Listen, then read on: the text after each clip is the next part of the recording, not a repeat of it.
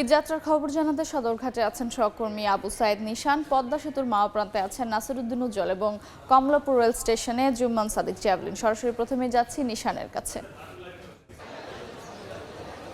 যত সময় যাচ্ছে ততই কিন্তু সদরঘাট লঞ্চ টার্মিনালে যাত্রী সমাগম কমে আসছে এবং আমরা বিডব্লিউটি এর তথ্য অনুযায়ী যে তথ্যটা জানতে পেরেছিলাম সেটা হলো এখন পর্যন্ত সে ভোরবেলা থেকে এখন পর্যন্ত প্রায় 52টি লঞ্চ সদরঘাট লঞ্চ টার্মিনালে এসে ভিড়েছে এবং তার মধ্য থেকে 32টি লঞ্চ কিন্তু এখন পর্যন্ত ছেড়ে গিয়েছে এবং এর মধ্যে 20টি লঞ্চ কিন্তু এখন পর্যন্ত অপেক্ষমান আছে। এবং আমরা যেটা জানতে পেরেছিলাম যে এই যে শুরুতে যে যাত্রী সমাগম এবং উপচে পড়া যাত্রীদের ভিড় সেটি কিন্তু তারা কিন্তু অলরেডি ভোরবেলা যে চাপটা ছিল সেটি কিন্তু কেটে গিয়েছে। এখন কিন্তু সহনীয় পর্যায়ে যাত্রীদের দেখা যাচ্ছে লঞ্চগুলোতে এবং পর্যাপ্ত লঞ্চ থাকায় যাত্রীরা কিন্তু স্বাচ্ছন্দ্যে কিন্তু লঞ্চে ভ্রমণ করতে পারছেন। তবে আমরা শিডিউল বিপর্যয়ের যে তথ্যটি জানতে পেরেছিলাম সেই বিষয়ে বিডব্লিউটি এর তথ্য বলছে যে লঞ্চের যে নির্ধারিত সময় সেই সময়েই কিন্তু লঞ্চগুলো ছেড়ে যাচ্ছে। যাত্রীরা হয়তো অনেক আগেই তারা এই লঞ্চ টার্মিনালে আসার কারণে হয়তো বিলম্বের কথাটা তারা তুলেছেন।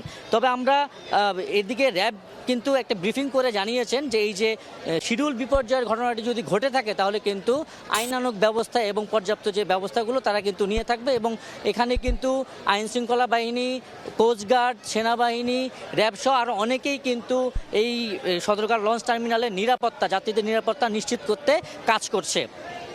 আমরা র্যাবের মাধ্যমে আরও যেটা জানতে পেরেছিলাম যে তারা বলেছেন যে এই ঈদে কিন্তু নাশকতার কোনো শঙ্কা নেই এবং নিরাপত্তার জন্য কিন্তু সর্বোচ্চ সতর্কতা কিন্তু নেওয়া হচ্ছে।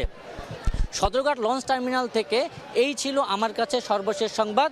এই মুহূর্তে মাওয়া প্রান্তে আছেন সহকর্মী উজ্জ্বল, এখন আমরা চলে যাব তার কাছে। পদ্মা সেতু ঘিরে যে ঈদ যাত্রা সেটি কিন্তু উৎসবমুখর হচ্ছে এবং অনেকটা স্বাভাবিক হয়ে আসছে।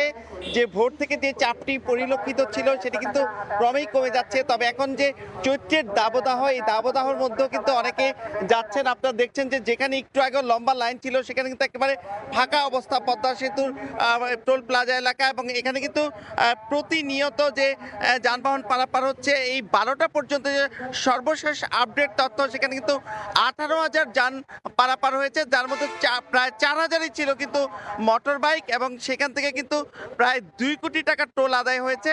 এবং এই পদ্মা সেতুর সড়ক পথের পাশাপাশি কিন্তু এবারে ঈদে আরেকটি উৎসবমুখর পরিবেশ হচ্ছে, সেটি হচ্ছে ট্রেনে করে মাত্র 4 ঘন্টায় কিন্তু খুলনায় যেতে পারছে। ট্রেনের যে নতুন লাইন ওপেন হয়েছে সেই লাইনে করে কিন্তু অনেক যাত্রী সড়ক পথের বাইরে ট্রেনেও যাচ্ছে।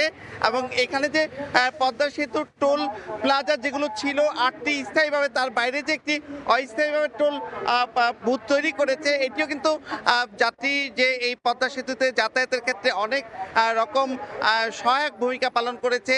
এবং প্রতি পথে পথে নিরাপত্তা কর্মী এবং এই যে লম্বা ছুটি, এই লম্বা ছুটির কারণে কিন্তু অনেকটা ধীর স্থিরভাবে তারা যাচ্ছেন। এবং এই ট্রেন যাত্রীরা যেমন উৎসব পুকুরের কথা বলছেন পদ্মা সেতুতে যাওয়ার ক্ষেত্রে এবং সড়ক পথে একই অবস্থা। তো দক্ষিণাঞ্চলের মানুষের এবারে লম্বা ছুটি এবং ঈদ যাত্রা মিলে কিন্তু একটা ভালো পরিবেশের কথা তারা বলছেন। তো এই ছিল আমার কাছে পদ্মা সেতুর ঈদযাত্রার সবশেষ। আমরা চলে যাব ট্রেনের খবর জানতে। সেখানে কমলাপুর স্টেশনে আছেন সহকর্মী জ্যাভলিন। একেবারে অচেনা চিত্র, ঈদ যাত্রা হচ্ছে সেটি বুঝবার কোনো উপায় নেই কমলাপুরের আজকের সকাল থেকে পুরো চিত্র দেখলে। এখন ঘড়িতে 12টা বেজে কিছুটা সময় পার হয়েছে, এরই মধ্যে সকাল থেকে প্রায় 24টা ট্রেন ইতিমধ্যে স্টেশন ছেড়ে চলে গেছে বিভিন্ন গন্তব্যে। এখন যে 25 এবং 26 নম্বর ট্রেন 7 নম্বর প্ল্যাটফর্মে এই দুটি ট্রেন এখন অপেক্ষা করছে, সেখানে কিন্তু ইতিমধ্যে যাত্রীরা উঠে গেছেন এবং আমরা দেখছি আসন সংখ্যা যেটি রয়েছে নির্ধারিত সেটিও কিন্তু এখনও পুরোপুরি পূরণ হয়নি। অর্থাৎ ইতিমধ্যে যে ট্রেনগুলো ছেড়ে গেছে সেগুলোতে আমরা দেখেছি যে আসন সংখ্যা পূর্ণ হয়ে কিছু স্ট্যান্ডিং টিকিট যেগুলো যে 25% বিক্রি করা হয়েছে রেলের পক্ষ থেকে, সেই যাত্রীর কিছুটা চাপ থাকলেও এখন কিন্তু আমরা দেখছি আস্তে আস্তে চাপ একেবারেই কমে গেছে।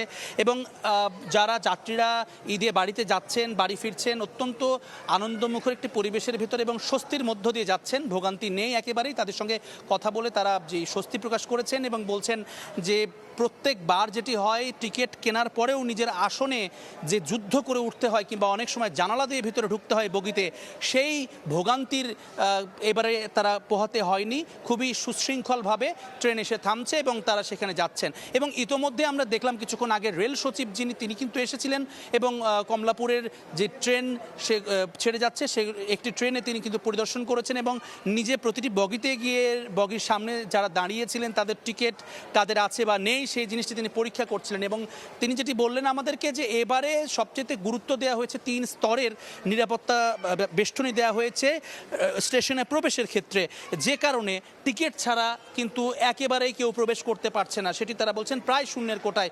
এছাড়া যেই 2-1টি ব্ল্যাকের টিকিট নিয়ে যারা ঢুকেছেন সেটিও কিন্তু আমরা যেটি শুনছি যে ঢাকা সহ বিমানবন্দর, এয়ারপোর্ট এবং অন্যান্য জায়গায় এই ফেক টিকিট যারা নিয়েছেন তাদেরকে কিন্তু মোবাইল কোর্টের আওতায় এনে শাস্তি বিধান করা হচ্ছে। এবং সব মিলিয়ে এই ঈদ যাত্রা এখনো পর্যন্ত স্বস্তির বলেই তারা জানাচ্ছেন। তো এই ছিল এখনো পর্যন্ত আমার কাছে কমলাপুর থেকে ট্রেনে করে ঈদ যাত্রার ঘরে ফেরার সবশেষ খবর।